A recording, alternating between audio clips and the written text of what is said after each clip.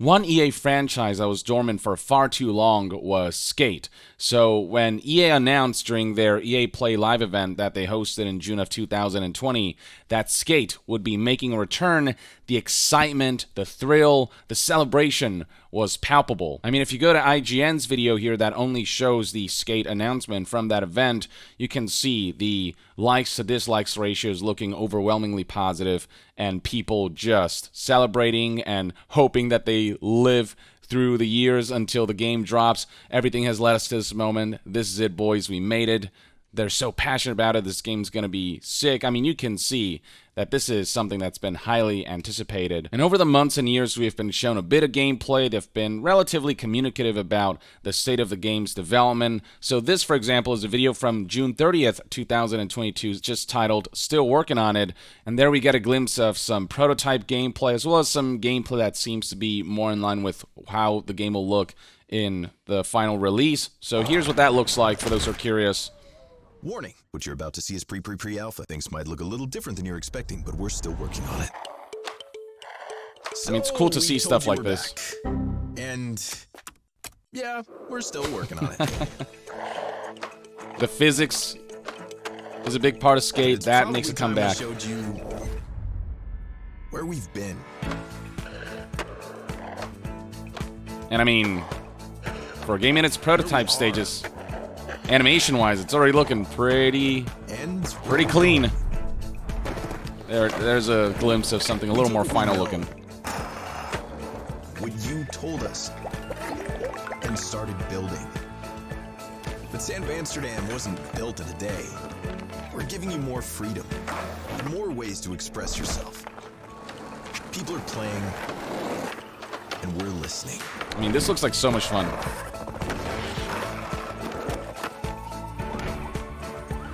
Sign up. Come play. Help shape the future of Skate.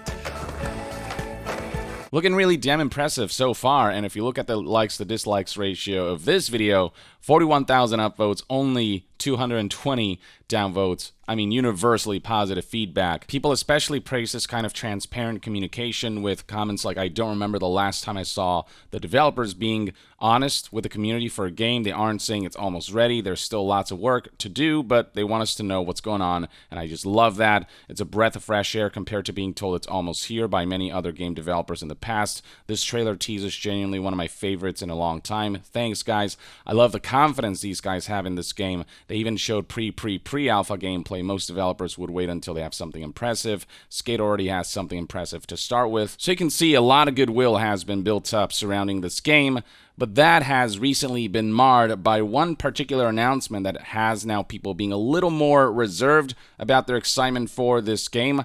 I do believe that mechanically speaking, there's going to be a really good game here, but monetization, we've seen how that can ruin a potentially great game. And that's where the recent controversy surrounding Skate lies, as it's been announced that it will be a free-to-play live service. The developers recently released a video called The Boardroom, where they sit down and kind of give us the latest updates on the game. And this is where the business model of this game was announced. And so you can see that reception here is a little more mixed. Still overall positive because there's still tangible excitement surrounding the return of Skate.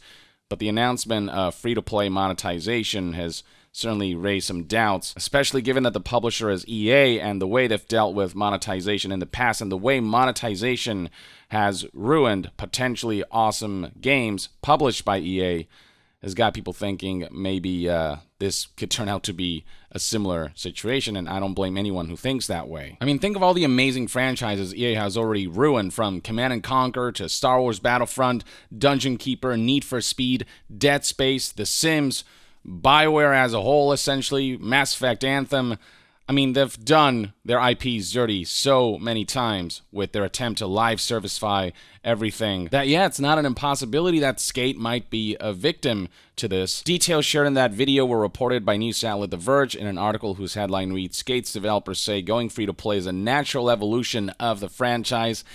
Yeah, I No, I don't know about that one, Chief. Now look, that's not to say that there isn't a way to do a free-to-play model that still feels like it doesn't cross certain lines and feels fair enough, but the reason people are adverse to free-to-play games is because 99% of them just end up pushing way too far with monetization. I mean, we saw what happened with Diablo Immortal, which underneath the monetization, there is a good Diablo game, but the pay-to-win gambling that basically completely paywalls the end game behind hundreds of thousands of dollars worth of expenditure, it just completely ruins the thing that people stay with Diablo 4. The campaign is what draws people in, and then they stay to grind out the end game, to create the perfect build, to get all the best gear and slot them with, all the right gems. Now, that was an Activision Blizzard game, but I mean, look at EA's past history. They haven't fared much better, and the fear is that Skate, there will be a good game underneath, but the gameplay loop will be completely marred by EA's monetization antics. It's a palpable fear that you can already see expressed all over social media, responding to this Nibel tweet that highlights the announcement of Skate going free-to-play live service. While there are some folks who are trying to be optimistic about it, like Jacksepticeye, who said, honestly, it kind of makes sense that they would go this route with the series. Not the biggest fan of live service games, but we'll see how it plays out. At least it's free-to-play. I feel like this is just the same familiar trapping of previous free-to-play announced titles who turn out to be really shitty come launch. Others are full-on defending this, like, this is 2022, games need to be live services, to which people responded, maybe what Skate needed to be, Skate 4 needed to be, is something like Skate 3.2.1 with better features, graphics, and mechanics. Games don't need to change and evolve. This is BS from greedy companies. A lot of single-player games still make crazy numbers.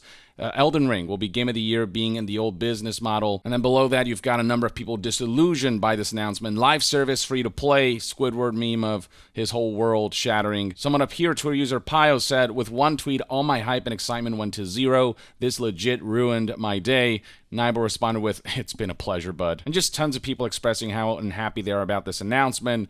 Live service with this image of Doctor Strange. Live service free-to-play game, it's over. This is the level of distrust that EA has built over the years with the bad will approach to monetization and game releases that they've helped normalize in this industry. And what sucks about this specific instance is that it's Skate we're talking about, a series that has been hibernating for so long. We're finally getting a sequel after so many years, only for it to be announced as a free-to-play live service, a model that more often than not has ruined games and beloved franchises, and it's something that is now a possibility with Skate because of its decision to go for a business model that has proven to be disastrous so many instances in the past. Now, the developers do go into specifics about the monetization. I'll get to that in a bit. Before then, The Verge confirms that the name of the game isn't Skate 4, it's just going to be Skate. And this is what Darren Chung, a creative director, said about the title. It's an authentic evolution of the franchise and taking what Skate 3 was in 2010 and bringing it to now and to the future. That is not only an evolution of the franchise, but it's an evolution of where skateboarding is and was from 2010 to now, and also where games are from then to now. The game will be available on PlayStation, Xbox, and PC. It's going to have cross-play and cross-progression, which is definitely a thumbs up from me. They also briefly touch upon new features like Collabo Zones, which is a working title for areas that can be collaboratively built by players and appear in other people's worlds. It's essentially user-generated content that can be shared with other players in this communal environment, which sounds really neat. Chung had this to say about that feature. You don't know when you jump into the city what's being built, what was built, or what's going on. You jump in and it's like, oh, shit, what is that? Like a human Plinko wall? I need to go check that out. Referring to the teaser trailer that I showed you at the beginning of the video, I believe they're referring to this section here, where, yeah, this definitely looks like user-created craziness. That's certainly going to help keep the game fresh on a constant basis. I know that sounds freaking awesome, but once we delve into the fact that Skate will be a free-to-play live service, that's where the concerns kick in. And who knows, maybe Skate, when it launches, will prove skepticism is wrong and find a way to do free-to-play live service right, but it's impossible to just trust that that's what's going to happen given how many times we've been burned by the free-to-play model. Now, the developers did elaborate a bit about the game's business model, with Isabelle Mocard, who is the head of product management for Skate, stating the following: "I want to make it very clear that it's not a pay-to-win game. There won't be any gameplay areas hidden exclusively behind a paywall. Players won't be able to buy any gameplay-altering advantages. The best business models are based on respect, trust, and transparency, a healthy model that will allow us to continue investing back into the game." I wish I could just trust that, but there has been an extensive history of companies claiming that their monetization won't be pay to win, that it won't disrupt gameplay, and then the game launches and it turns out that it is, in fact, pay to win. With Diablo Immortal, for example, the developers insisted that you can play most of the game without really paying, that it is, for the most part, gonna be a free-to-play experience. They haven't admitted in any way, shape, or form that that is pay to win. And in fact, Wyatt Chang came out and said, well, you technically can't buy gear because the gems are technically not labeled as gear by Blizzard, but it's all semantics when the gems are an important part of a character progression.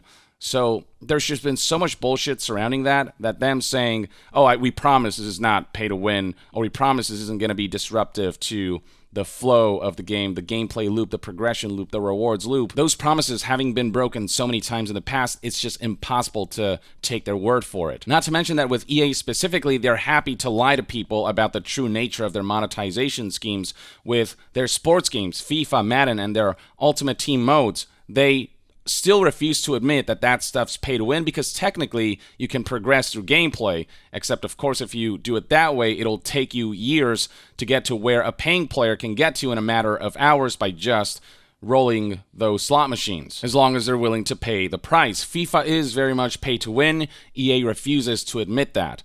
And so them saying something isn't pay to win essentially means nothing, because what their definition of what pay to win is so skewed to, their own biases. And then when it comes to things like loot boxes, EA refuses to admit that they're basically just gambling. In fact, they insist it's safe for kids. They insist that it's not psychologically or financially harmful.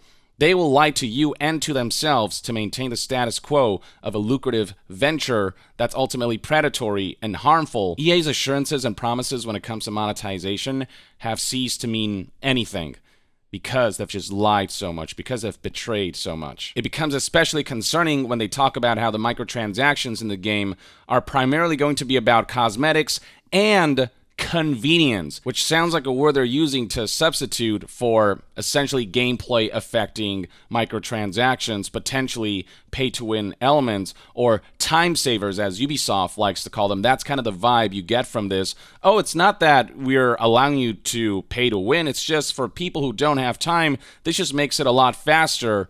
And then they go ahead and introduce insufferable grind that basically makes it untenable to just progress through gameplay. They're intentionally wasting your time by designing the game to waste your time, so that you have to compensate for that by spending additional cash on the game. Introduce a problem purposefully so that you have to pay for the solution. It's a frickin' scam. You have to spend cash on time savers because the game is constantly introducing time wasters. That's what the word convenience indicates to me. It's the ability to pay for the convenience of sort of balancing out the intentionally introduced inconveniences on the part of the developers. I'll say again, I hope they prove me completely wrong. Nothing would please me more than for this video right here to age poorly.